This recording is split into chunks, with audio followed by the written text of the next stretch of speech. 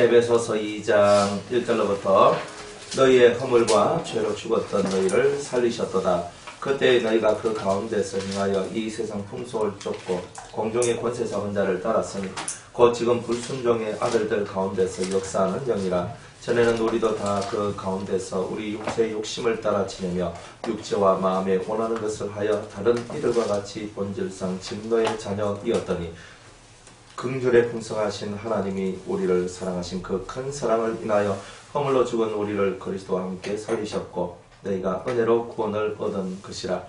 또 함께 일으키사 그리스도 예수 안에서 함께 하늘에 앉히시니 이는 그리스도 예수 안에서 우리에게 자비하심으로써 그 은혜의 지극히 풍성함을 오는 여러 세대에 나타내려 하심이니라. 너희가 그 은혜를 인하여 믿음으로 말미암아 구원을 얻었나니 이것이 너희에게서 난 것이 아니요 하나님의 선물이라.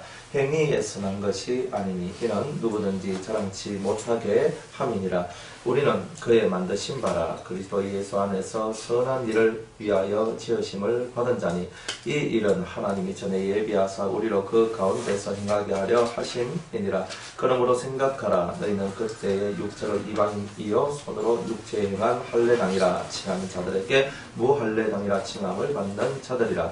그때 너희는 그리스도 밖에 있었고 이스라엘 나라 밖에 사람이라. 약속의 언약들에 대하여 유인이요 세상에서 소망이었고 하나님도 없는 자이더니 이제는 전에 멀리 있던 너희가 그리스도 예수 안에서 그리스도의 피로 가까워졌느니라. 그는 우리의 화평이신지라. 둘로 하나를 만드사 중간에 막힌 담을 허시고 원수된 것 곧 의문에 속한 계명의 율법을 자기 육체로 폐하셨으니 이는 이 둘로 자기의 안에서 한 세 사람을 지어 화평하게 하시고 또 십자가로 이 둘을 한 몸으로 하나님과 화목하게 하려 하심이라. 원수된 것을 십자가로 소멸하시고 또 오셔서 먼 데 있는 너희에게 평안을 전하고 가까운 데 있는 자들에게 평안을 전하셨으니 이런 저로 말미암아 우리 둘이 한 성령 안에서 아버지께 나아감을 얻게 하려 하심이라. 그러므로 이제부터 너희가 외인도 아니요 손도 아니요 오직 성도들과 동일한 시민이요 하나님의 권속이라. 너희는 사도들과 선지자들의 터 위에 세우심을 입은 자라. 그리스도 예수께서 친히 모퉁이 돌이 되셨느니라. 그의 안에서 건물마다 서로 연결하여 주 안에서 성전이 되어가고 너희도 성령 안에서 하나님의 거하실 처소가 되기 위하여 예수 안에서 함께 지어져 가느니라. 아멘. 기도하겠습니다.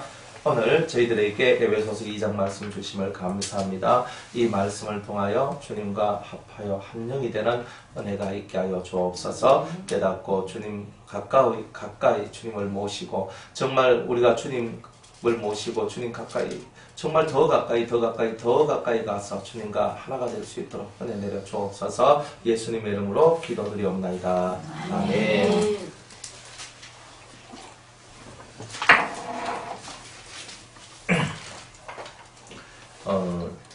주님은 우리의 그 믿음과 사랑이 사람들 속에서도 인정받기를 원하세요.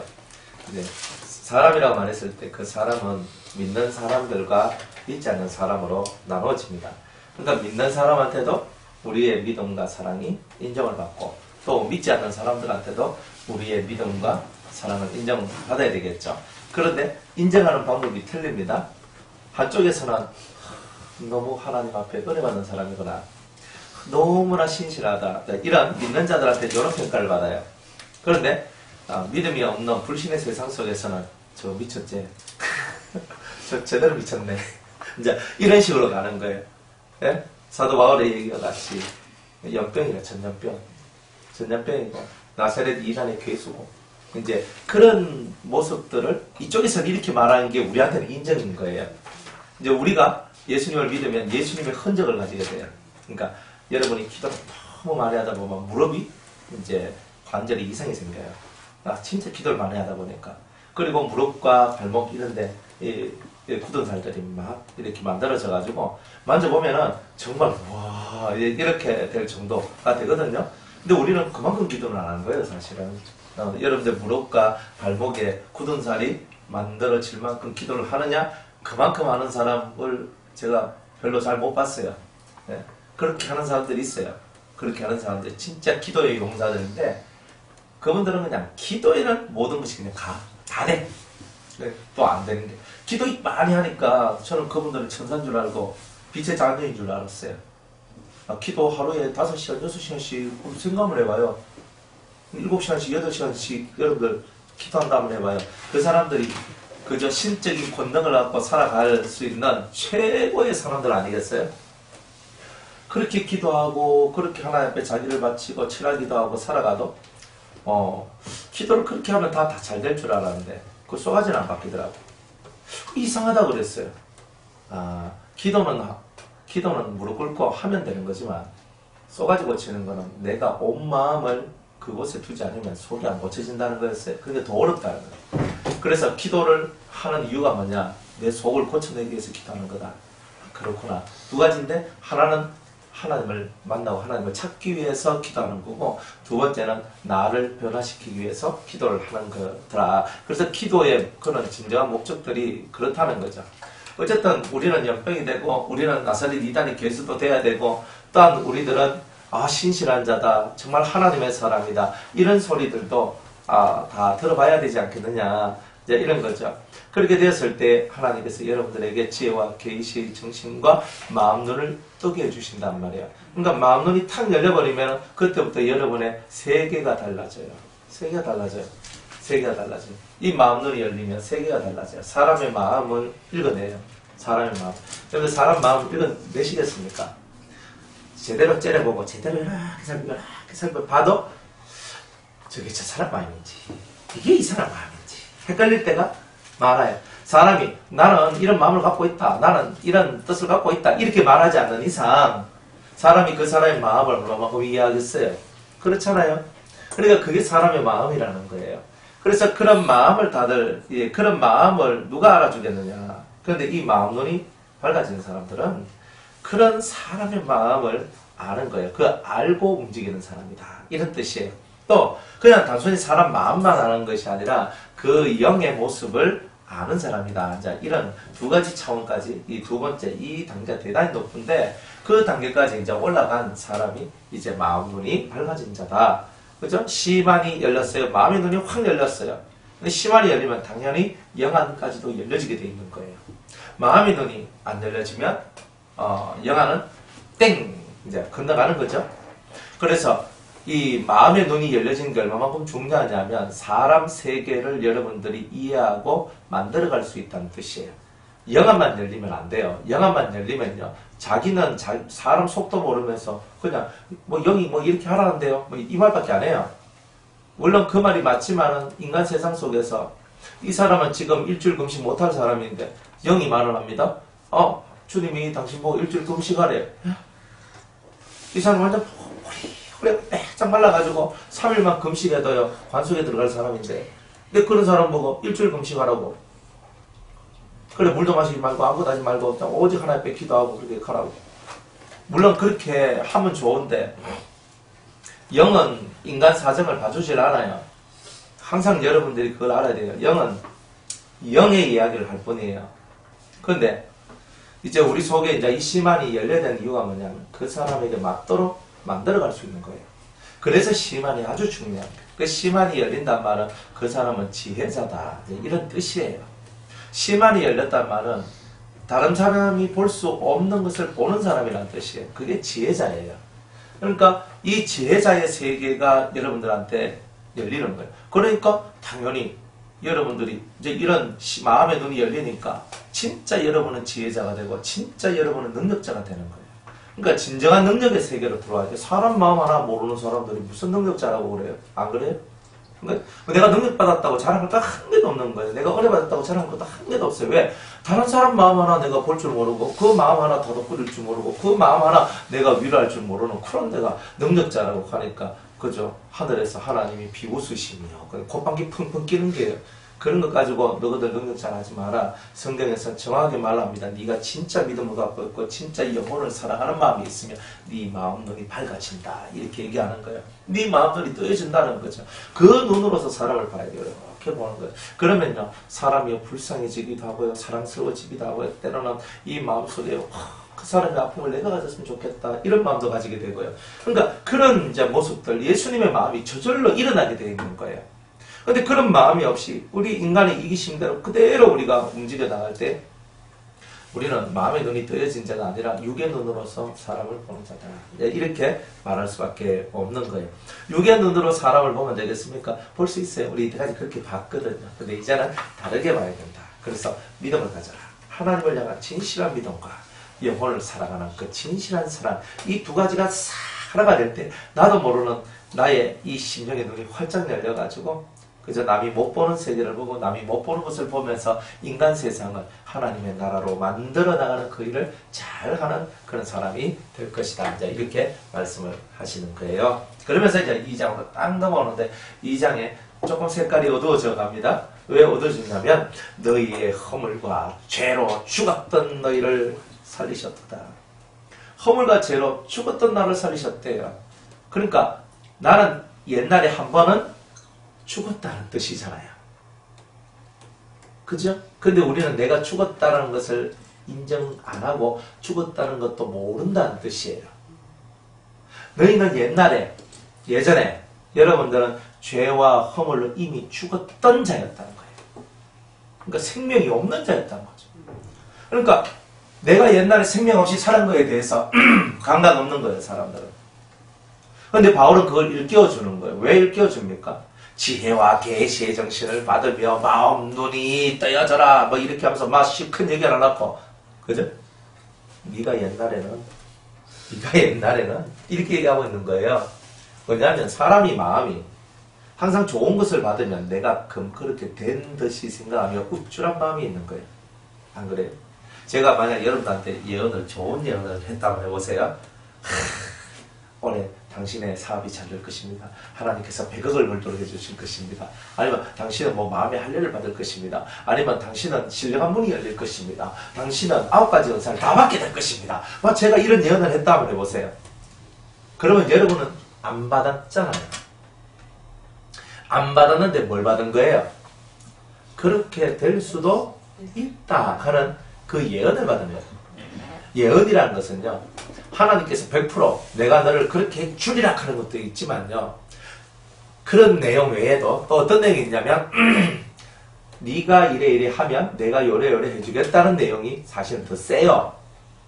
그러니까 하나님께서 나한테 내가 너에게 영계를 열어주겠다 라고 했을 때는 그것만 있는 게 아니고 내가 너에게 영계를 열어주겠다 하면 뒤에 이제 뭐라고 써놓냐면 1번 너는 영계를 열기 위해서 죄사함을 받으라. 2번 네 속에 미움을 없애라. 3번 네 속에 육적인 성품을 없애라. 4번 너는 하루에 기도 3시간씩 해라.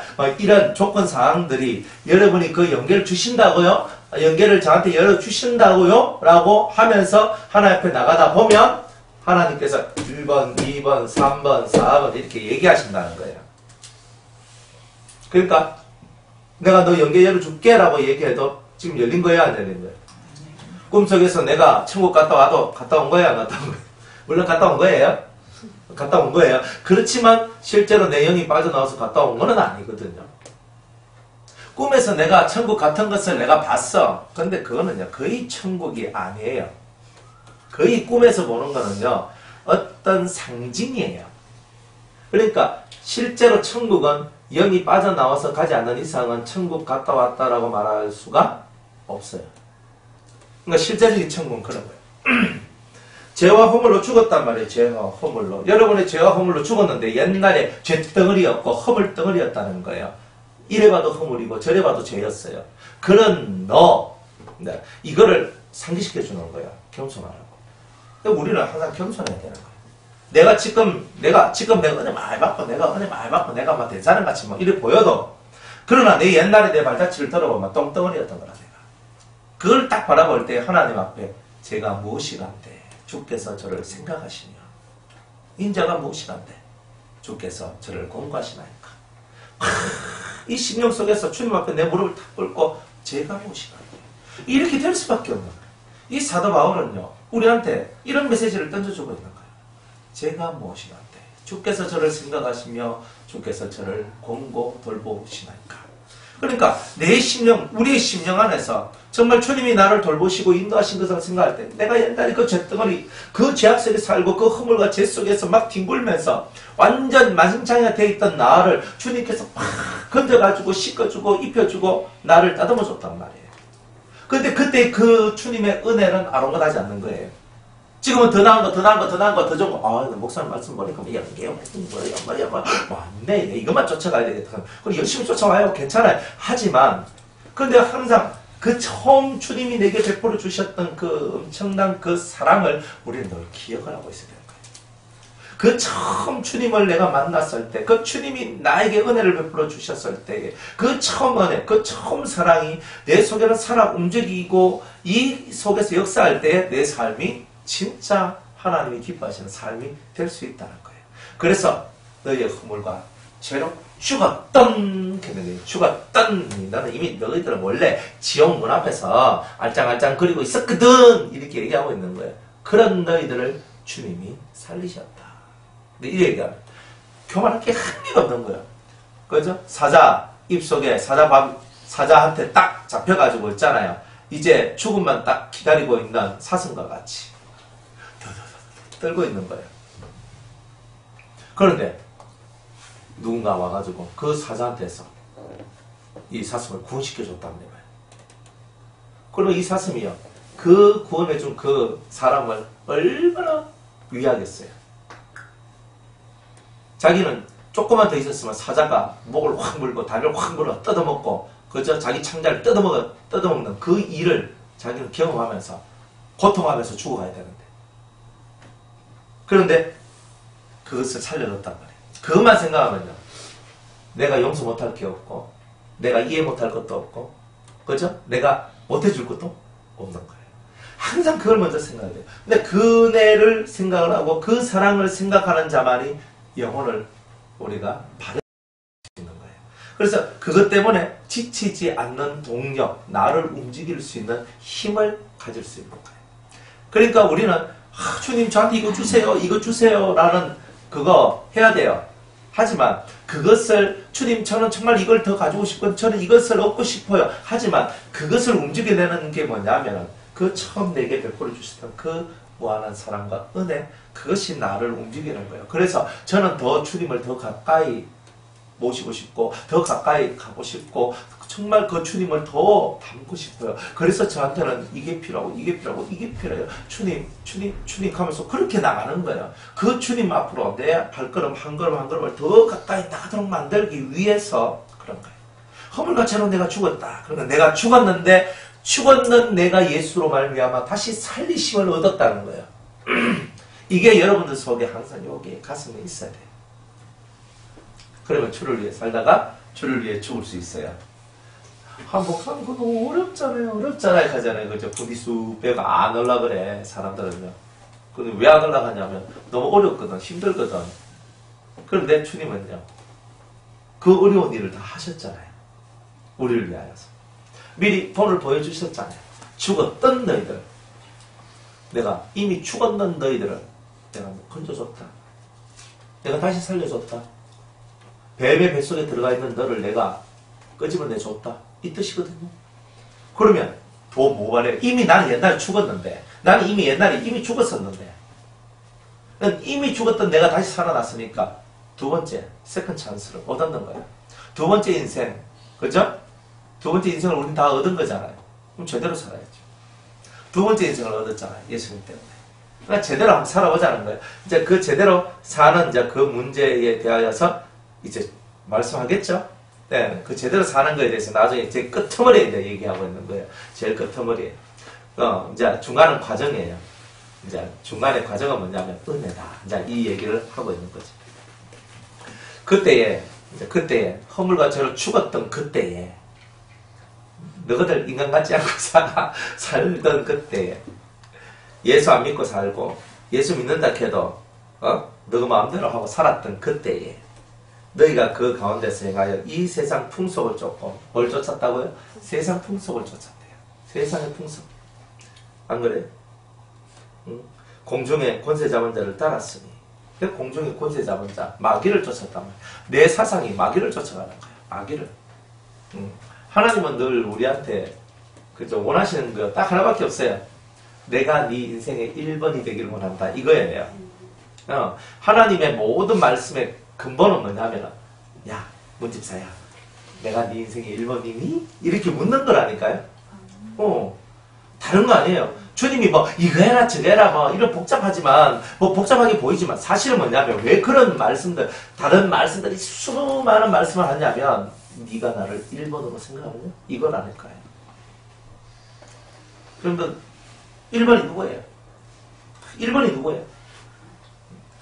1번만 정해지면 나머지 게임은 끝나버려요. 근데 1번이 안 정해지면요 2번이 안 나와요. 3번도 안 나와요. 맞죠? 여러분의 1번은 누구예요? 예수님이든 하나님이든 어쨌든 간에 그죠? 예수님이든 하나님이든 어쨌든 간에 그죠? 우리는 1번이 누군가는 돼야 되죠? 예. 그러니까 여호와 하나님이 1번이에요. 그가 그 아들 예수님을 이 땅에 보내셨어요. 그 또한 1번이에요. 지금은 예수님을 위하는 것이 1번이에요. 그게 하나님을 위하는 거예요. 네, 그렇게 가는 거예요. 그래서 지금은 예수님을 위하는 거예요. 우리가. 그래서 주님을 위하는 거예요. 나의 주, 내 인생의 주인을 위하는 거예요. 그게 1번이에요. 주님이 뭘 원하실까? 그죠? 1번은 내가 되기를 원해요. 그죠? 누구 구원시키는 게 중요한 게 아니고 네가 되라는 거예요. 네가 되라는 거예요. 오늘 저 오전에 또 전화가 또 바리바리 세 사람한테서 전화해서 이렇게 또 뭐 30분, 40분, 뭐 1시간씩 또 전화도 한번 붙들고 여 끝나면 여 전화하고 여 끝나면 여 전화하고 이래가 그랬어요. 근데 한 분한테 전화를 가지고 자기가 너무 인격적으로 모독을 많이 받고 그렇게 살았는 얘기를 하더라고요. 그래서 제가 그랬어요. 뭐라고 얘기했냐면 와서 공짜로 밥 먹여달라고 하면 니 돈 내고 먹으라 하고 왜 사람을 그렇게 무시하냐고. 그래서 사람을 너무 이렇게 좀 지능적으로 무시하는 사람들이 있거든요. 그래서 그렇게 하지 마시라고. 이제부터는 당신의 물질, 당신의 영, 당신의 마음을 당신은 당당하게 지켜나가고 나가라. 착한 게 아니라. 그러면서 이제 말씀을 제가 막 이렇게 했어요. 그러면서 공짜로 밥 먹여주고 공짜로 와서 뭐 밥 한 그릇 사지 한다고 밥 사주고 오락 하면 가주고 이런 거 하지 말라고. 그런 게 그렇게 사는 게 아니라 당신은 위하는 삶을 먼저. 맞아요, 목사님. 그래서 자기가 아침에 묵상하고 기도를 하는데 깨달았는데 그래서 너무 이렇게 너무 그래가지고 저한테 오늘 펑펑 울더라니까. 그리고 울면서 막 이제 얘기를 하는데 제 마음이 많이 아팠어요. 이 나쁜 것들이 얼마나 많은지 몰라요, 세상에. 그죠? 그래서 탁 대화를 이렇게 했어요. 다들 예수 믿는다고 능력받았다고 은혜받았다고 하는 사람들이 세상 풍속을 다 쫓아가는 거예요. 그래서 사람들 마음이나 상함을 주고 상처를 주고 괴로움을 주고 아픔을 주고요.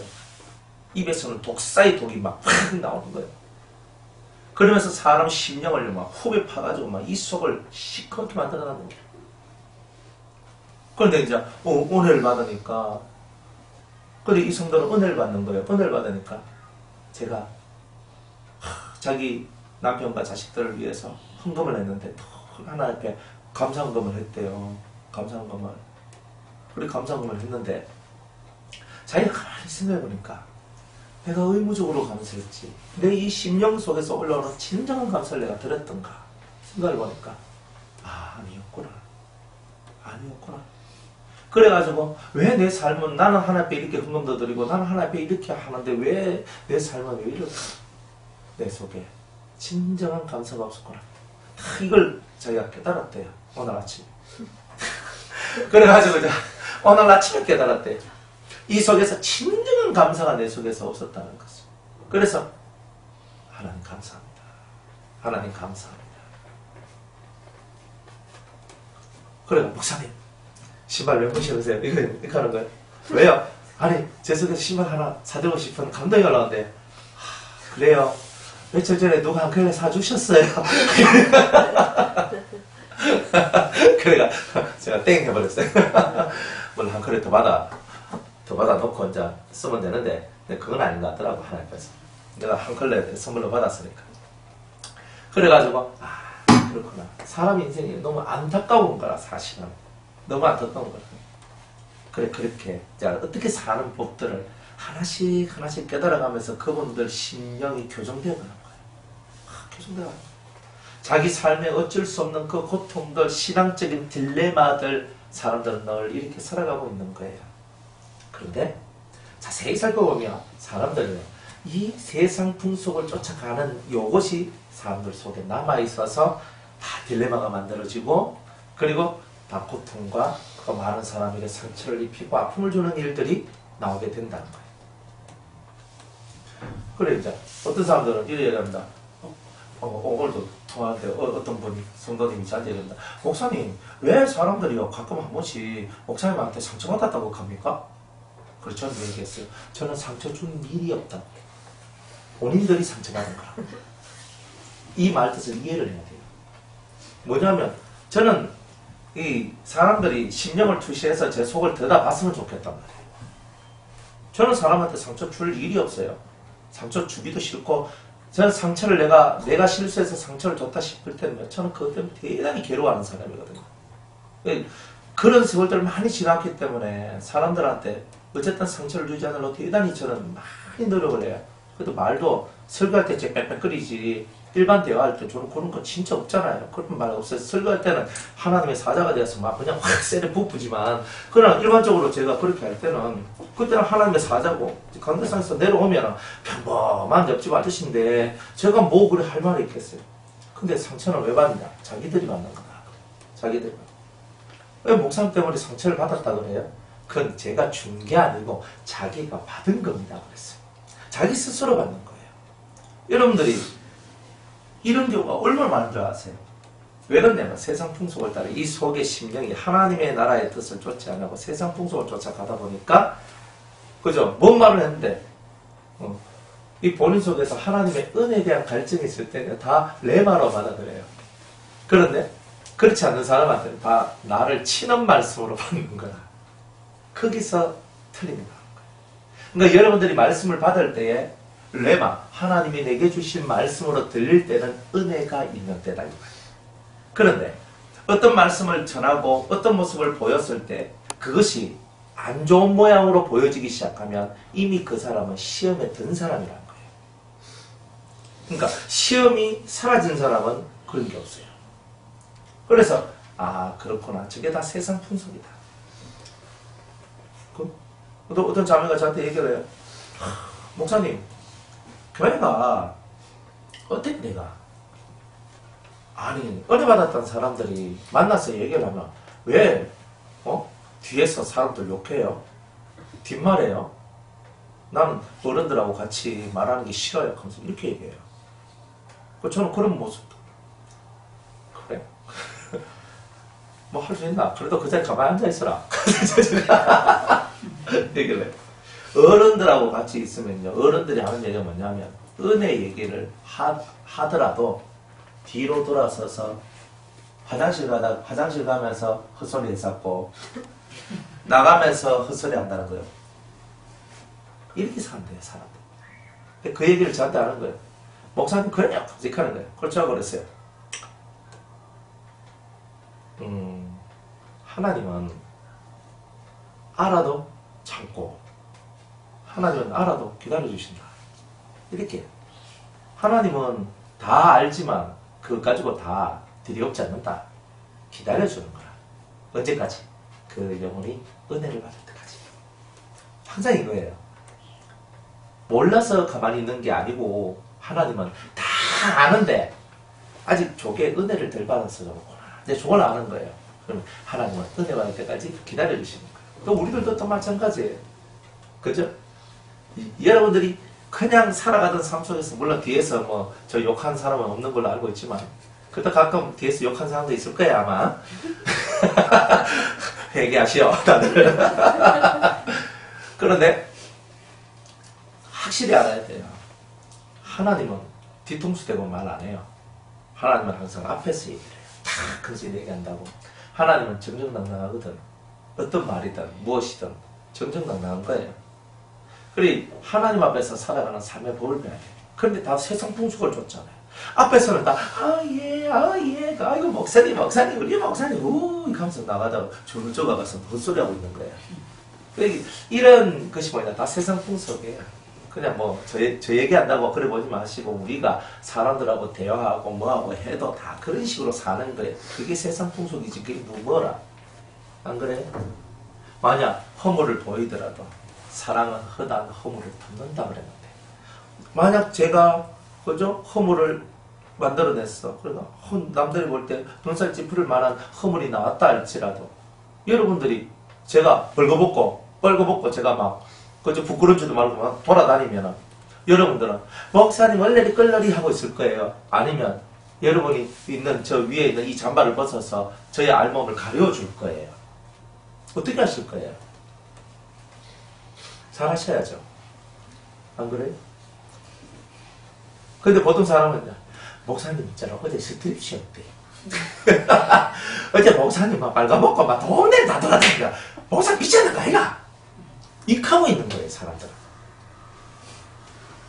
이게 세상 풍속이지 이게 천국 풍속입니까? 하나님 나라라는 그 나라의 개념을 전혀 이해하지 못하는 이제 그런 모습이죠.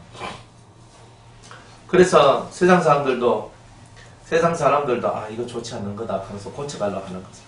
근데 예수 믿는 사람들은 더더욱이 이 세상 풍속에서 벗어나야 돼요.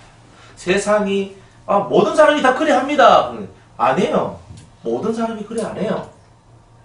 예수 믿는 사람이든 안 믿는 사람이든 진짜 의식 있는 사람들은 살아가는 방법이 달라요. 예수 믿는 우리들은 훨씬 더 고상한 방법으로 살아가는 것을 터득을 해야 돼요. 고상한 방법이 있어야 되는 거예요. 우리가 고상해지는 삶의 방법을 여러분들은 선택해야 돼요. 그것을 선택해서 그 길로 가는 자가 복이 있는 거예요. 남들하고 똑같은 게 아니야. 남들하고 똑같은 것이 아니라 남들하고 진짜 다른 그 삶의 모양새들이 있다는 거예요. 근데 그것을 해나갈 때 여러분들은요, 입에서 나온 말들이 능력이 돼요. 남들하고 똑같이 살아가는 여러분 삶이 어떤 말을 했다. 그 말이 능력이 되겠습니까? 남들이 감동 안 받습니다. 다르게 산 사람의 말은 감동이 되고 능력이 됩니다. 그리고 여러분이 세상 풍속, 세상의 것을 쫓아가니까 말의 능력이 없고 행함의 능력이 없고 여러분이 하는 일에 열매가 드러나지 않는 거예요. 이건 확실하게 여러분이 깨닫고 가셔야 되는 거예요. 세상 풍속을 쫓고 공중권세 잡은 자, 마귀, 이 마귀를 쫓아다녔던 거예요. 저 예수님 쫓아다녔는데, 우리가 예수님 쫓아다녔으면 예수의 길을 가야지, 예수의 길은 안 가면서 무슨 예수님을 쫓아다닌다고 말을 하겠냔 말이에요. 그러니까 우리는 말은 예수인데 몸은 마귀를 쫓아가는 거라니까. 이게 입은 살아서 예수님을 쫓아가는데 이 몸이 마귀를 쫓아간다니까요. 그거를 깨달아야 된다는 거라. 그거를 확실하게 깨달아야 되는 거라. 곧 지금 불순종의 아들들 가운데서 역사하는 영이라. 불순종의 아들들 말 안 들어요. 죽어도 말 안 들어요. 이래 하면 예, 저래 하면 예 하는 사람 몇 명 돼요. 이러면 예, 저래 하면 예가 돼야 되잖아요.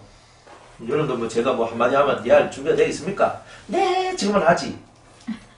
네, 지금은 순종 불순종 얘기를 하니까 네, 목사님 무슨 말 하시면 제가 아멘 하겠습니다 하지. 근데 그 말들이 다 잊혀질 때 쭉 빼가지고, 그죠? 그래가지고 한마디 그냥 툭 던져봐요. 잘 듣는지 아십니까? 잘 안 듣습니다.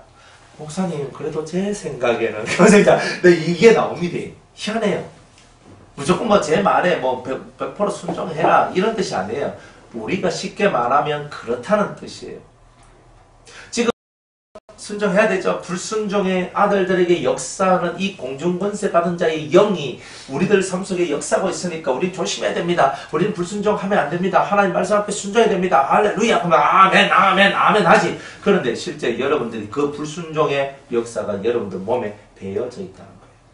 이게 그 배어져 있는 물을 빼야 되는 거예요. 물을. 제가 미역줄거지 이게 되게 좋아하거든요. 그거 이렇게 딱 살살 볶아가지고 참기름 넣고 미역피 줄기 이렇게 가늘게 이렇게 채 썰듯이 썰어가지고 있잖아요. 그거 시장 가면 소금 듬뿍 쳐가지고 있잖아요. 처음에 아니 그거를 먹었는데 너무 맛있었던 거예요. 그래가지고 그래 미역 줄 거지만 막 보면 막 제가 환장을 내가 샀는 게라 이딴만큼 사고 있잖아 뭐 이렇게 했거든요. 그래가 한 날은 이제 제가 샀어. 이제 샀는데 제가 이제 요리를 한다고 제가 요리를 하는데 그거를 물에 집어 씻어가지고 불가가지고 뭐 이래 좀 해야 되는데 그때 뭘 알았어요. 그래가지고 물에 대충 헹가가 대충 헹가가지고 그래가지고 그래서 볶아가 먹었네요. 짜봐가지고 막 소태인 거예요. 소태. 와 그러면서 있잖아요. 막 그래가 결국 그걸 하루는 못 먹고 그냥 너무 짜봐가지고 근데 이해가 안 가는 거라. 왜 그렇지? 왜 그렇지? 이해를 못했어요. 근데 조금 생각을 해보니까 그때는 뭐 살림살이도 잘 모르고 총각이 뭐 알겠어요. 살림살이도 잘 모르고 이걸 어떻게 해야 되는지 지금 잘 몰라. 그냥 일단 한번 부딪혀보고 뭐 한번 깨져보 봐야 아는 그 시절이었으니까요.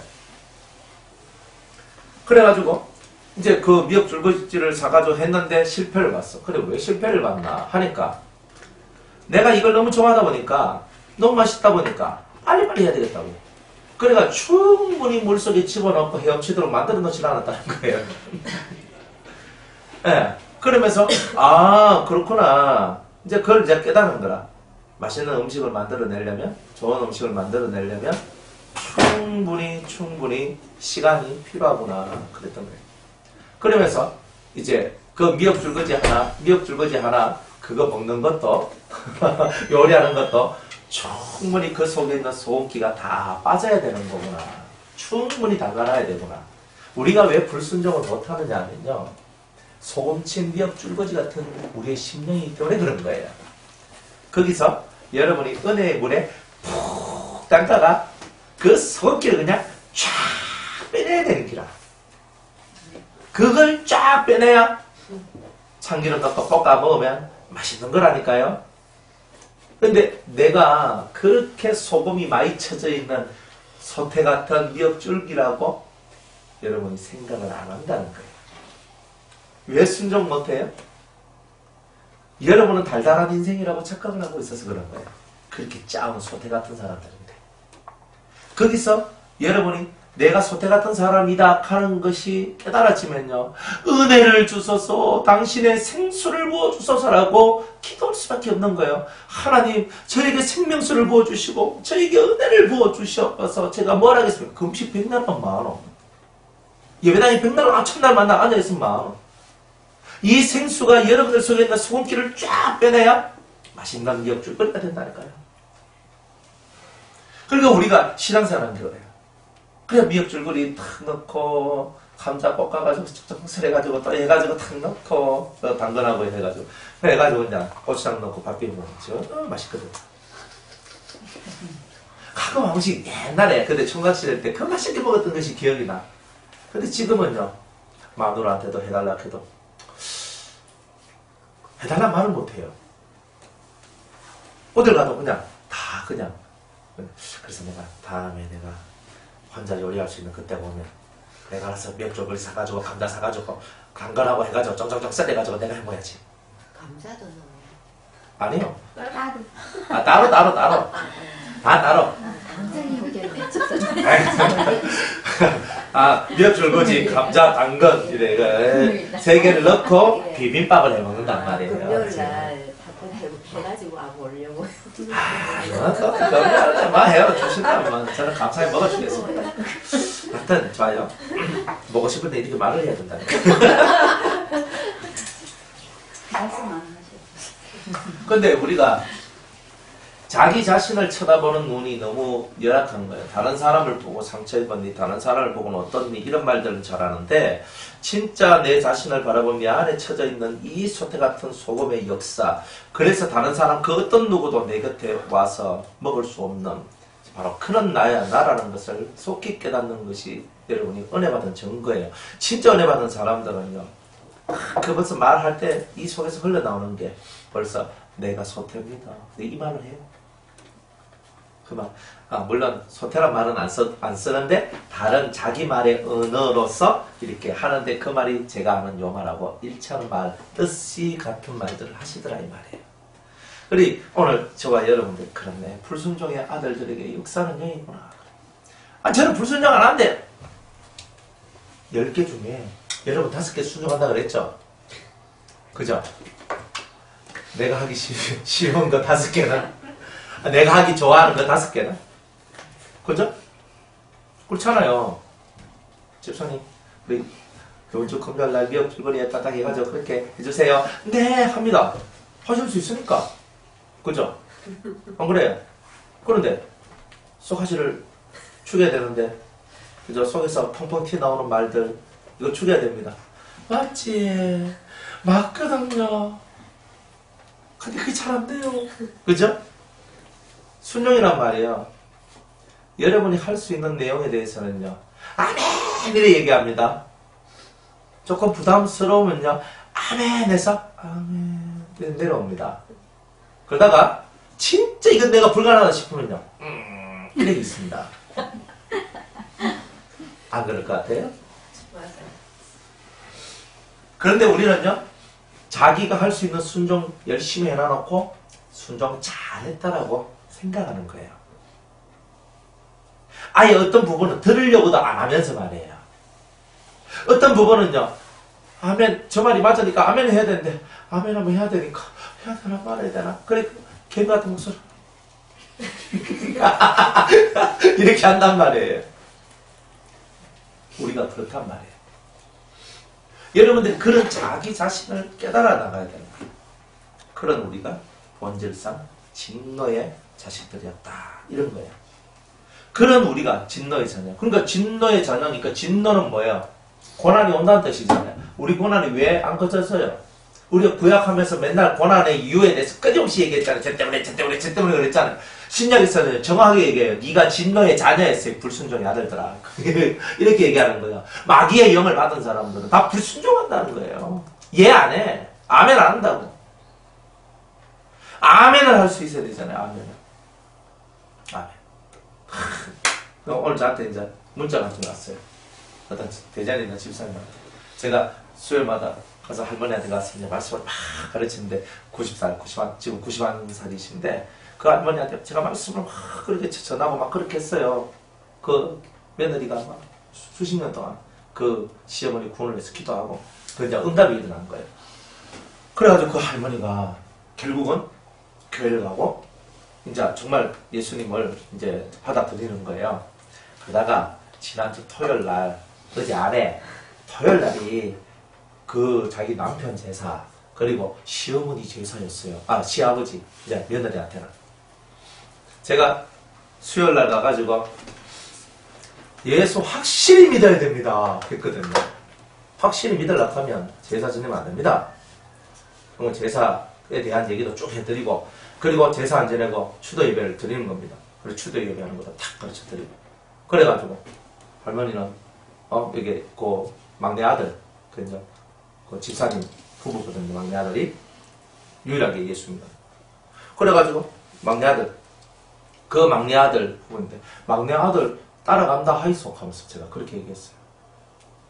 그런데 그분이 어쨌든 간에 그렇게 해가지고 이번에 자기 남편 제사 반드시 제사는요 자기가 지방을 쓰고 자기가 모든 음식을 다 진두지휘해가지고 뭐 딱 순서 맞춰가 다 해가지고 제사 지내는 그런 분이었다니까요. 음식은 며느리가 하고.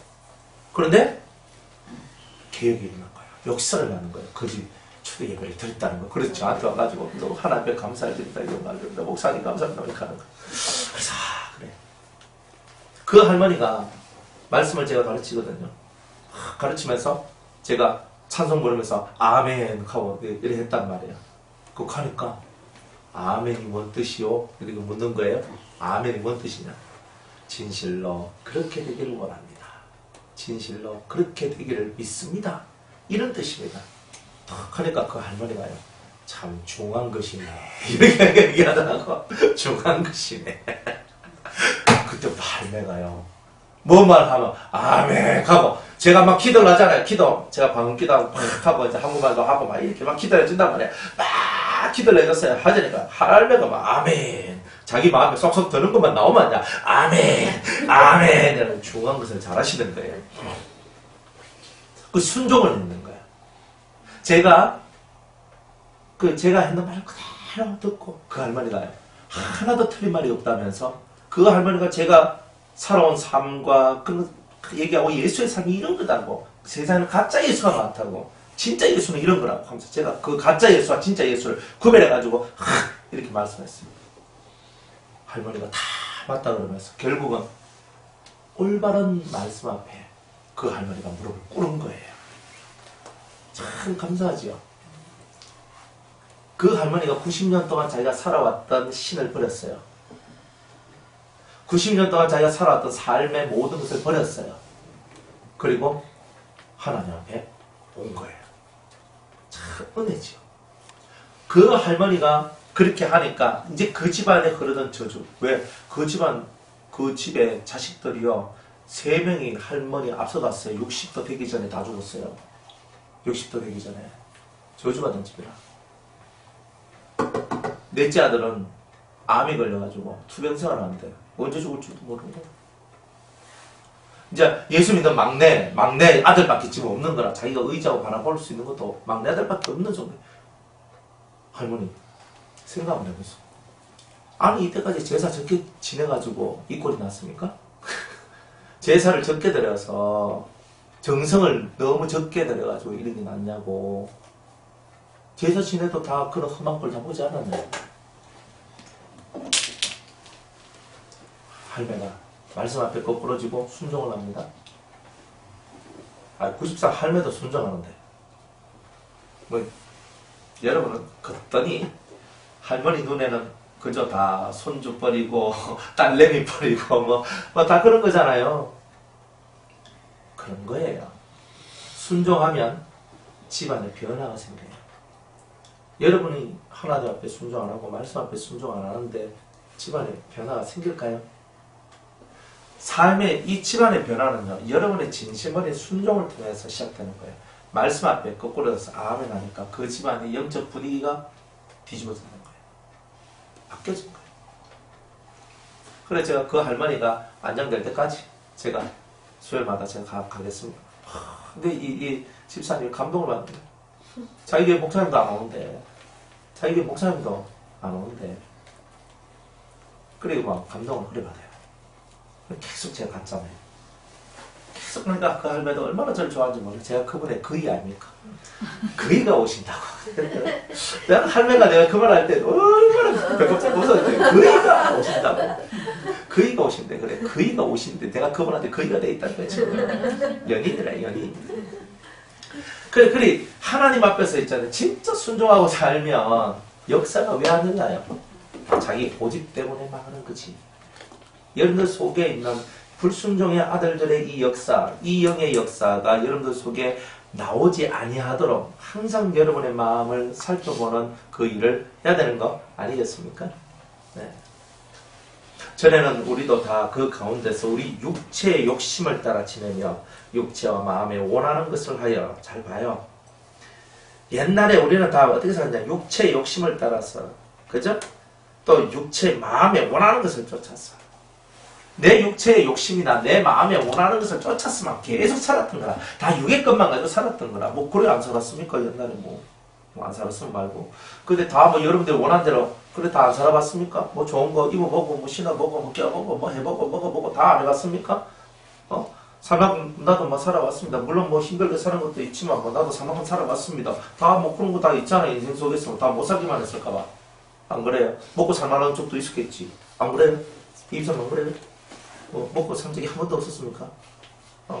있었죠? 네. 다 있어요, 뭐. 그러니까 인생은 공평한 거예요. 하나님께서 뭐 여러분을 뭐 영혼처럼 뭐 못 먹게 살게 하고 뭐 그런 게 아니거든요.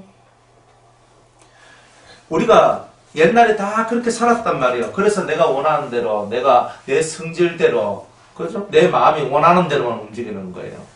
다 그렇게 살았던 전력들이 다 우리 속에 다 있는 거예요. 그래서 다른 이들과 같이 우리가 본질상 진노의 자식이다 이 말이에요. 그러니까 우리는 처음부터 진노를 받기에 합당한 자단 말이에요. 우리는 그랬던 거예요.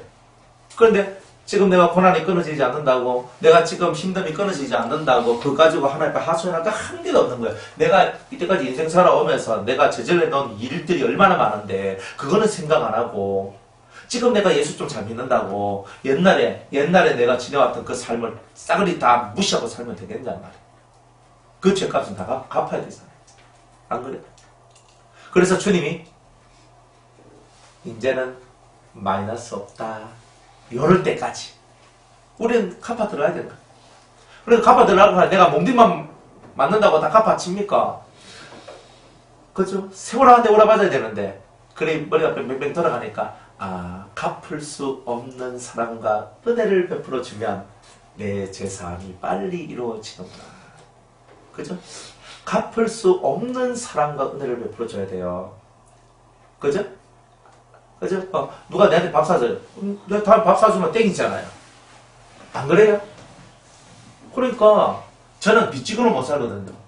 저는 빚지고는 못 살아요. 저는 어떤 빚도 안 질라고 그래요.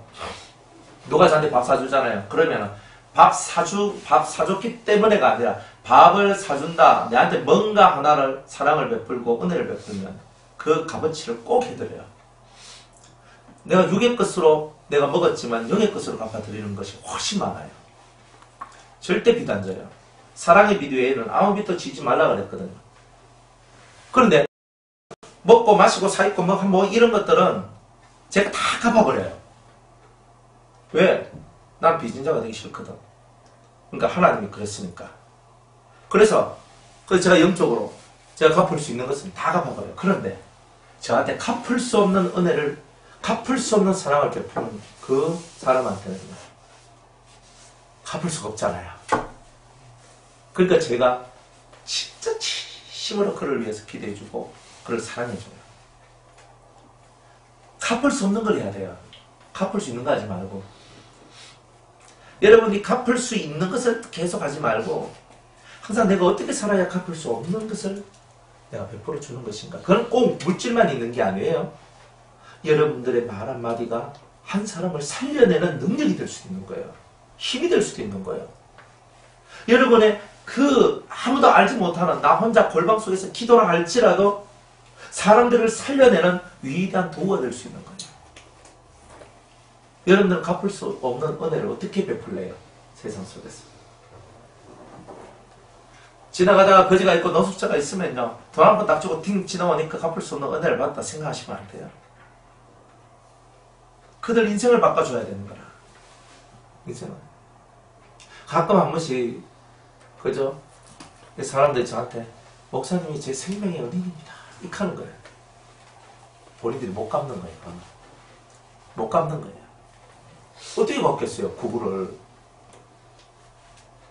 자기를 죽을 인생 살려줬는데 죄 속에서 벗어날 수 있는 방법을 가르쳐줬고 진짜의 것을 가르쳐줬거든요. 그래서 그 속에서 자기를 깨닫고 올라왔어. 그걸 뭘로 갚을래요? 그걸 답 많이 좋네. 여러분들도 그렇게 살라 이 말이에요. 돈 몇 푼치 주는 거는요. 내가 돈 있을 때 주면 되는 거예요. 그런데 갚을 수 없는 것을 줘야 되는 거야. 그러면 그 사람은요. 죽는 그날까지 사랑하고 충성해요. 하나님 앞에서 우리가 그런 삶을 살아야 되는 거예요. 그런데 우리는 욕심을 따라서 내 마음에 원하는 걸 따라서 계속 내 마음에 원하는 거 이렇게 해주세요. 저렇게 해주세요. 이렇게 해주세요. 저렇게 해주세요. 그죠? 기다림도 없고 아무것도 없어. 우리 속에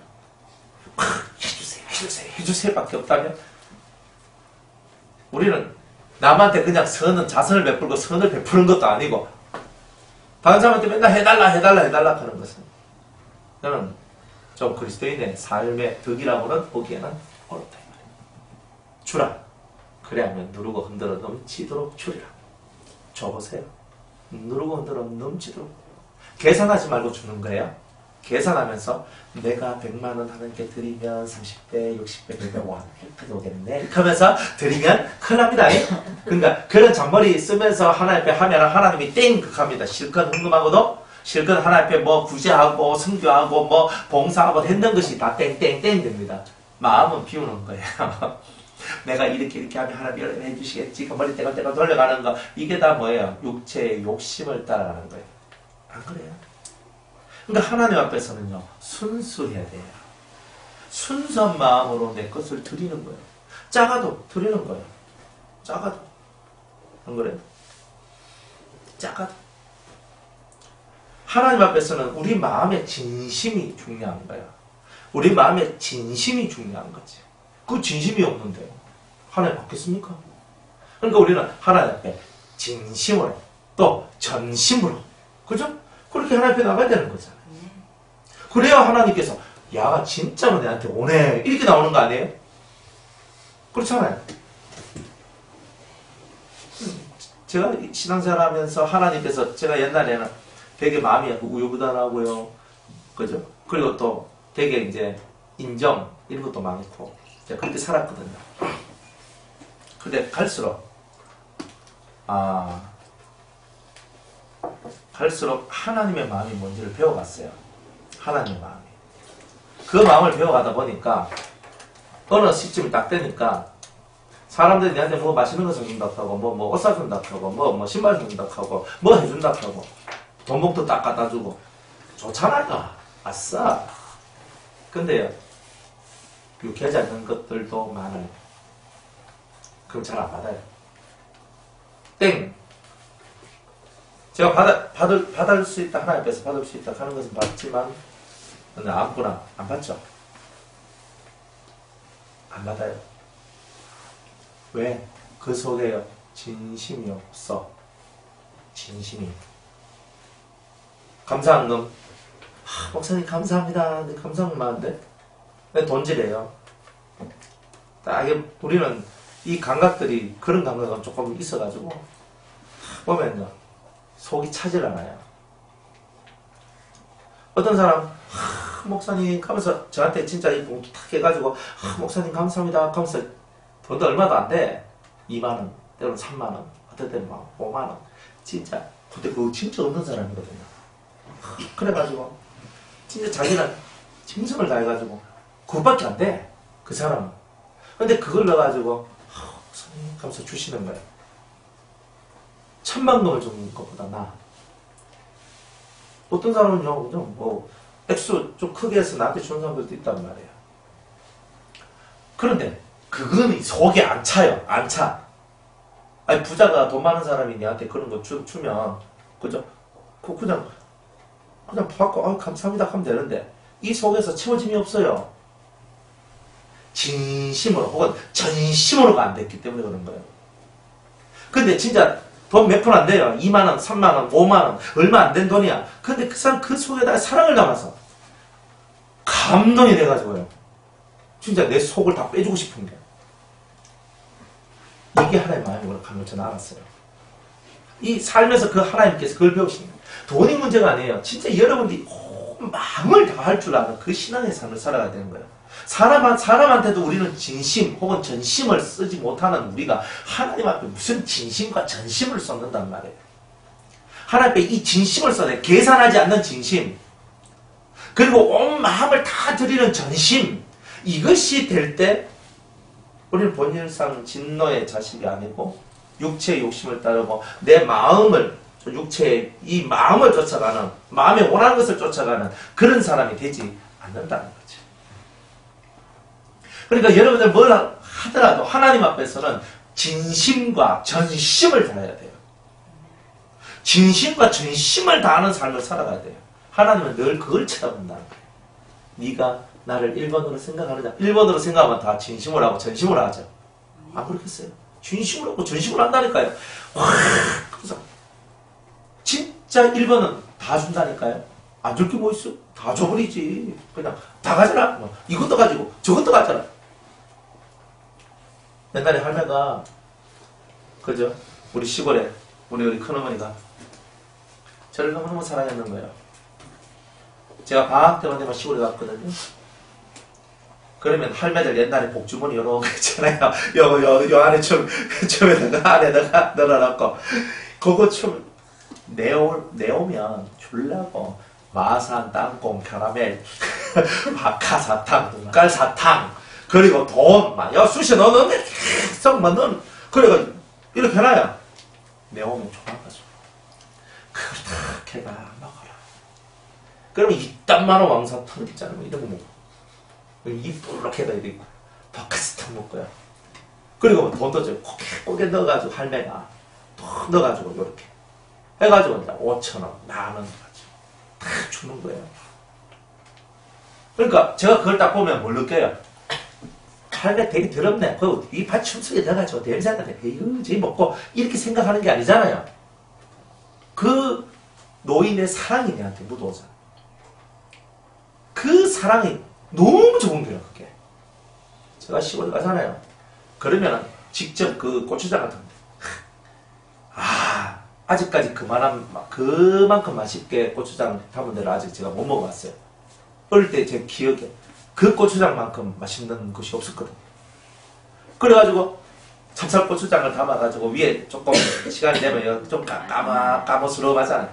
탁 떠가지고요. 참기름 탁 부어가지고 집에서 기른 야채, 그러니까 밥 보리하고 섞어서 탁 비벼 먹는 거예요. 얼마나 맛있는지. 된장도 시골 된장, 진짜 오리지널 시골 된장에 두부하고 뭐 무하고 고추만 몇 개 잘라 넣는 거 있잖아요. 그래가 하는데 얼마나 맛있는지. 근데 왜 맛있었나? 지금은 와 그래 맛이 없노? 지금은 더 맛있을 텐데 와 맛이 없노? 그러니까 그 노인의 지극한 사랑이 모든 것을 맛있게 만들었더라. 근데 그 사랑을 먹었던 거야. 그러니까 너무 맛있었던 거야. 그러니까 우리가 이 진심이라는 세계가 그런 거예요. 그냥 가식적인 게 아니고 이 마음 속에서 진심 어린 사랑, 진심 어린 그들을 향한 진실한 마음의 기도, 말, 행동. 하나님 앞에 예배 드릴 때도 진심으로 하나님 앞에 나오는 거예요. 지금 이 시간에 하나님과 교제하고 교통하는 시간이거든요. 하나님 하면서 나오면서 그 하나님의 은혜, 나를 깨닫게 해주시는 그 놀라운 은혜를 받고 싶은 그 진심 어린 그 마음을 하나님께 바치면서 아버지 나오는 거예요. 그러면서 사는 거죠. 그래요? 누가 지나가면서 나한테 목사님 따라 합시다 툭 던지고 하고.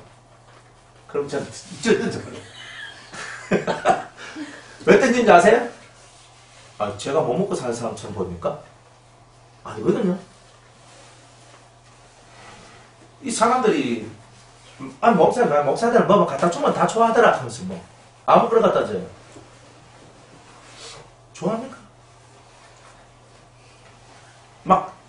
남들 입던 옷들 있잖아요. 그런 입들 내한테 선물로 주고 쓰던 거 다 갖다 주고. 제가 고물상입니까? 참.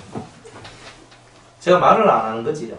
근데 제가 그들도 나를 사랑하기 때문에 이런 것을 한다. 그대로 다 받아요. 제가 그 말 한마디도 안 해요. 근데 진짜 하나님 앞에 드리는 거라면 그렇게 하겠어요? 안 하죠? 생각과 사상이 잘못되어 있는 거였어요. 그걸 바꿔야 되는 거예요. 제가 많은 것을 받고 싶어서 그런 게 아니에요. 여러분들이 하나를 하더라도 하나님 앞에서 상달되는 것을 해야 되는 거라. 그런데 너무 그런 게 없는 거라.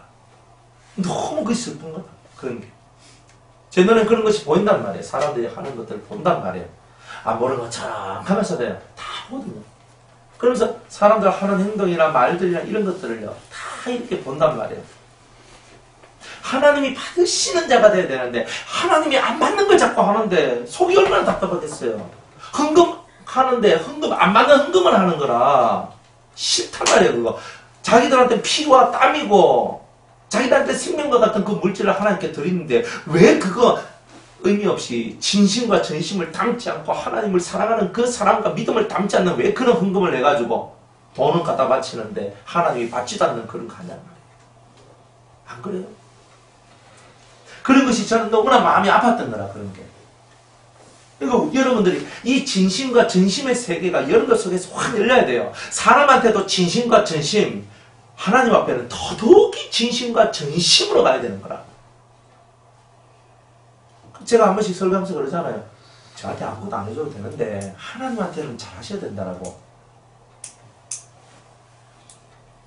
근데 너무 사람들이 하나님 앞에 진심을 하는 것을 잘 못하는 거예요. 하나님 앞에. 어몽사한테 잘하려 하지 말고 하나님한테 잘하려 하시라 이 말이야. 그러니까 하나님한테, 하나님이 우리를 구원하신 분, 하나님이 우리 아버지라. 하나님 앞에, 하나님 앞에, 하나님 하면서 아버지 앞에 그렇게 가는 거예요. 그 전심을 배우는 자가 돼야 되는 거야. 하나님이 얼마나 감사한데요. 근데 그 하나님 앞에서의 그 삶이 너무 부족합니다. 눈에 보이는 사람은요, 목사님 우리한테 말씀도 안 해주시고 이거 나도 가면서 막 좋아서 있잖아. 밥도 사주고 하는데 하나님 앞에서는 하나님이 베푸신 그 크신 은혜와 사랑은 하나님 좀 멀리 있는 거야. 눈에 보이는, 그죠? 자기 눈에 보이는 사람만 위하지. 진짜 모든 것 뒤에서 역사하시고 이끌으신 그 하나님의 놀라운 공로와 사랑과 우리를 향한 그 멋진 이야기들을 우리는 다 개무시하고 짓밟아버릴 때가 얼마나 많은데. 그러니까 하나님 앞에서 그렇게 살면 안 되는 거예요. 첫 번째는 하나님이에요. 그죠? 그럼 우리는 항상 그 사상을 갖고 그 모습을 가져야 되는 거야. 그것을 가질 때에 본질상 진노의 자식들에서 벗어나는 거예요. 우리가 진노가 왜 안 끊어지노? 그렇게 살고 그렇게 사니까.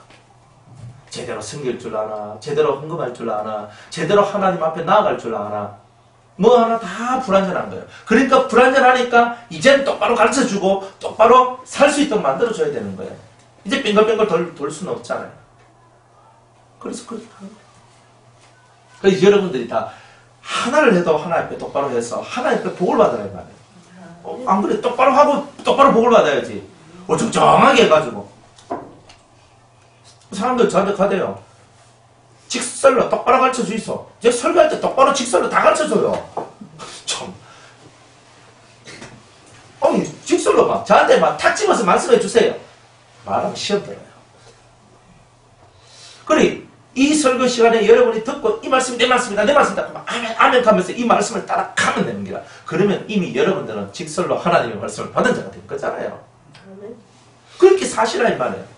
그렇게 살면 여러분 상처도 안 받고 오히려 하나님이 내게 주신 말씀이다 생각하면 상처를 안 받잖아요. 목사가 내한테 준 말이다 하면요, 은근히 한 번씩 목사 내 싫어하나? 하면서 이제 또 이런 마음이 올라온다니까. 하나님이 주신 말씀 이걸로 생각하면 시험이 안 들지.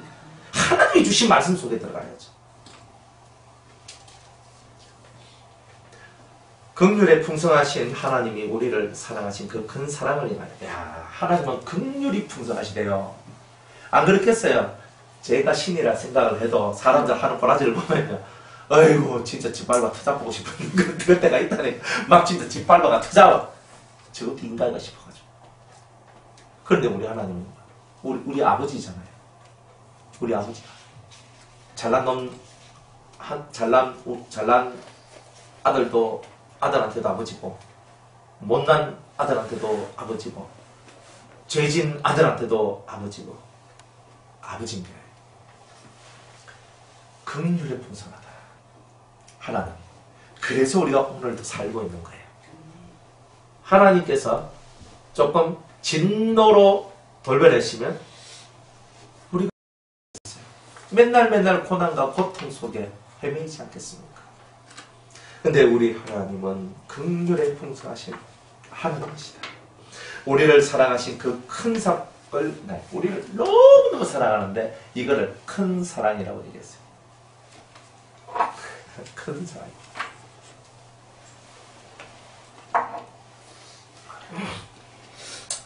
일본말로 큰 대자. 이제 크다 하는, 이제 큰 하는 말이 있어요. 그 이제 오키나 이렇게 하거든요. 오사카 하는 게 큰 대자였어요. 대판. 오사카. 그렇게 얘기하거든요. 근데 오키나 그래요. 자, 우리 나이들 이런 책들 이렇게 한번 제가 이렇게 본 적이 있는데, 이제 크고 큰 이렇게 할 때 오키나 이렇게 얘기하죠.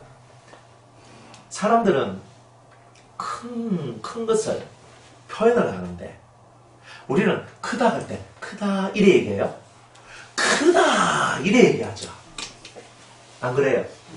작다 할 때 작디 이래 얘기하죠. 그냥 큰 사랑 이게 아니에요. 큰 사랑 이런 거예요. 성경을 읽을 때 이렇게 읽어야 되는 거예요. 성경을 때 이렇게 읽는 거죠. 긍휼에 풍성한 하나님이 우리를 사랑하신 그 큰 사랑을 인하여. 하고 있는 거예요. 근데 여기에 우리가 진짜 제대로 마음을 넣으면요, 긍휼에 풍성하신 하나님이 한테 보셔야 돼요. 왜? 가슴이 찌릿해가지고 우리를 사랑하신 그 큰 사랑을 인하여 이렇게 나온다니까요. 하나님이 여러분을 사랑하신 그 사랑이 크게 느껴지십니까? 하나님의 사랑이 크게 느껴지셔요? 그러면 목소리 높여 하나님을 크게 찬송할 수밖에 없겠죠? 그런 거예요. 큰 사랑이 느껴지면요, 내 목소리가 터져나와요. 주님의 높고 위대하심을 내 영혼이 찬양하네. 속에서부터 하나님을 향한 그 사랑과 찬송이 저절로 흘러나오는 거예요. 그게 신앙생활이에요. 하나님의 큰 사랑, 큰 사랑, 이거예요. 이 큰 사랑이, 사랑으로 인하여서 허물로 죽은 우리를 그리스도와 함께 살리셨습니다. 허물로 죽었던 우리를 그리스도와 함께 살리셨습니다. 그리스도의 죽음 및 죽음의 피가 우리 속에 흘러 들어왔더니 우리가 그 은혜로 말미암아, 그 피의 은혜로 말미암아, 내가 어떤 공로가 있었던 게 아니라 예수님이 흘리신 그 피의 공로로 말미암아 내가 다시 하나님의 은혜 속에서 다시 살아난 겁니다. 이렇게 얘기하는 거다 이 말이에요. 너희가 은혜로 구원을 얻은 것이다. 그 은혜가 뭔데? 내가 피를 흘린 게 아니잖아요. 예수님이 피를 흘렸어요. 하나님께서 예수님을 보내서 예수의 피를 흘리게 하셨어요. 그러니까 내 공로가 한 개도 없는 거예요. 그래서 그 은혜로 말미암아 내가 구원을 받았다는 거예요. 그러니까 우리가 갚을 수 없는 사랑을 받았잖아요. 내가 지금 찔끔찔끔 하나님 앞에 충성하고 일한다 그래서 그거를 갚을 수는 없잖아요. 허물과 죄로 죽었는 낸데 살려가지고, 그죠? 제대로 한번 살아보려 하면서 나 살려주셨잖아요. 그래가 살려주셔가지고 내가 주님 충성합니다, 사랑합니다 하고 열심히 일을 해도 그 하나님이 내게 베풀어 주신 그 원초적인 근본적인 사랑을 생각할 때에 내가 하는 것은요, 세 발의 핑계라 아무것도 아닌 게라. 내가 아무리 해도 내가 지옥 권세에서부터 구원시켜 주신 그 은혜를 갚을 수가 있느냐 말이에요. 또 함께 일으키사 그리스도 예수 안에서 함께 하늘에 앉히시니, 이 다음에 뭐예요? 1번은 살리시고 예수의 피로 살리시고, 그 다음에 2번은 함께 일으키사 그랬잖아요. 여러분이 엎어져 있는 여러분들을 딱 잡아가지고 주님이 은혜를 베풀어 줘가지고 뻘떡 세웠단 말이에요. 이렇게 세웠단 말이에요. 이건 뭐예요? 달린다는 거예요. 뛰어다닌다는 거예요. 뭔가 움직임이 있다는 거죠. 앉아있는 사람은, 앉아있단 말은 움직인다는 뜻이 아니잖아요. 일어섰다는 말은 뭐예요? 이제부터 내가 살아있고 움직인다는 뜻이잖아요. 움직임이 있다는 거예요. 선한 움직임, 사랑의 움직임, 믿음의 움직임, 충성된 움직임, 진실한 움직임, 생명의 움직임이 드러나기 시작한다는 거예요. 함께 일으키사, 예수님과 함께 일으켜서 예수님을 살리셨던 그 생명력을 우리에게 부어주신다는 거예요. 그래서 우리가 주님처럼 살 수 있도록 만들어 주셨다는 거예요. 그렇게 해서 그리스도 예수 안에서 함께 하늘에 앉히시니 예수님의 자리에 우리가 앉게 되는 놀라운 은혜가 있죠. 그죠?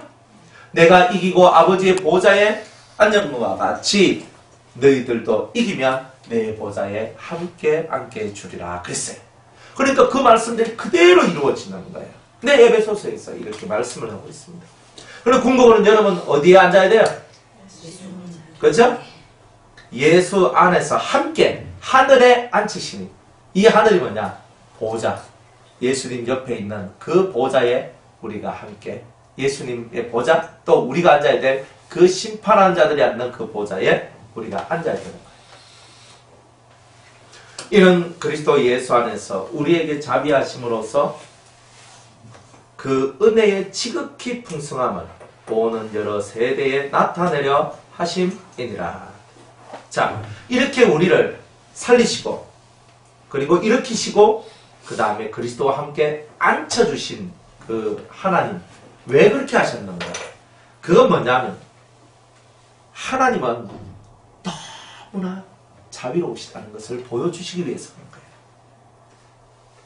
예수 안에 있는 자들에게는 한없는 자비를 베풀어 주신다는 것을 보여주시기 위해서, 또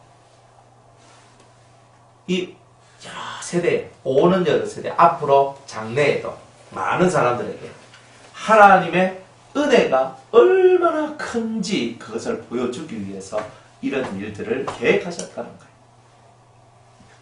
하나님 멋있죠? 우리는 이렇게 멋진 하나님을 믿고 있는 거예요. 이렇게 멋진 하나님을 저와 여러분이 믿고 있는 거예요. 너희가 그 은혜를 인하여 믿음으로 말미암아 구원을 얻었나니, 은혜, 이런 은혜, 우리를 살리시고 일으키시고 앉히시는 이 놀라운 은혜로 인하여 내 공로가 아니라 독생하신 예수 그리스도를 통한 아버지의 그 무한한 자비하심, 그 자비하심의 은혜로 인하여서 믿음으로 우리가 구원을 얻었다는 거예요. 이것이 너희에게 난 것이 아니다. 이 구원은 너희에게서 난 것이 아니라 하나님의 선물이다. 그러니까 이 놀라운 구원의 역사가 하나님께서 우리를 사랑하셔서 주신 사랑의 선물이라는 거죠. 행위에서 난 것이 아니니 누구든지 십자가의 피를 내가 행위로 받은 게 아니지. 내가 죄인 되었을 때 그가 피를 흘리신 거니까. 그렇죠? 내 행위가 들어갈 수가 없는 거예요. 오직 내 공로, 내 행위가 없고 그리스도의 공로와 그리스도의 행위만이 있다는 거예요. 행위에서 난 것이 아니요 이런 누구든지 자랑치 못하게 하려 합니다. 누가 잘나 빠져가지고 내가 잘했거든, 내가 잘했기 때문에 하나님께서 날 구원해 주셨다면 그 사람의 공이잖아요. 그러면 하나님의 은혜가 이게 안 되는 거라. 왜? 아니 못하는 사람은 그러면 구원 못 받겠네. 그러니까 모든 사람이 예수를 믿고 그분의 피 흘리심 앞에 온전히 엎드려지는 사람이라면 주님은 누구든지 간에 구원을 받게 해주겠다는 거였어. 그러니까 그 피의 공로 앞에 엎드려져야 되는 거예요. 눈물을 흘려야 된다는 거예요. 그 사랑을 인하여 눈물 한 방울 흘리지 않는 사람이 어떻게 구원받는다라고 말할 수 있겠어요. 그리고 우리의 자랑은 엎드려 가는 거예요. 그래서 우리 보고 바울은 십자가만 자랑하라 그러잖아요. 그 예수님의 공로만 자랑하라 그러잖아요. 우리는 그의 만드신 바라 그리스도 예수 안에서 선한 일을 위하여 지으심을 받은 자니, 우리는 하나님이 만드신 자라는 거예요. 그러면서 그리스도 예수 안에서 선한 일을 위하여 지으심을 받은 자니, 그러니까 우리를 왜 지었어요? 선한 일, 선한 일을 위해서 세상 속에서도 빛처럼 살라고, 그죠? 그리고 하나님 안에서 진짜 빛이 되라고. 이런 하나님이 전에 예비하사 우리로 그 가운데서 행하게 하려 하심이니라. 그러니까 선한 일을 이루기 위하여서 하나님께서 모든 것을 다 예비하신 것이다. 그러니까 여러분들이 어떤 인생을 살든지 간에 이제는 기억하세요. 하나님은 우리의 모든 인생을 뭐 하신다? 예비하신다. 예비하신다. 시간을 따라서, 순서를 따라서, 질서 안에서 하나님께서 예비하신 은혜가 이렇게 흘러가고 있는 거예요. 그러니까 그 길을 타고 제대로만 가면 여기에 시간이 지나면 지날수록 하나님의 예비하신 은혜가 더 풍성하겠죠. 우리가 이걸 알아야 되는 거예요. 모든 것이 하나님의 예비하심에 있었던 거예요. 그래서 여호와 이레 하나님께서 당신의 산에서 우리를 위하여 짐승을 준비하셨습니다. 여호와께서 준비하셨습니다. 이게 여호와 이레잖아요. 하나님이 준비하신 거예요. 준비가 예비예요. 그러니까 하나님께서 여러분을 위해 준비해 놓으실 거예요. 여러분을 위해 뭘 준비해 놓으실 것 같아요? 모르죠? 그죠? 그러니까 하나님께 집중하고 그 은혜를 인하여 믿음으로 나아가세요. 그러면 하나님이 예비하신 아름다운 선물들을 여러분들은 받게 될 것입니다. 그렇게 되시기를 축복합니다. 내일 11절 이하 말씀 전하도록 할게요.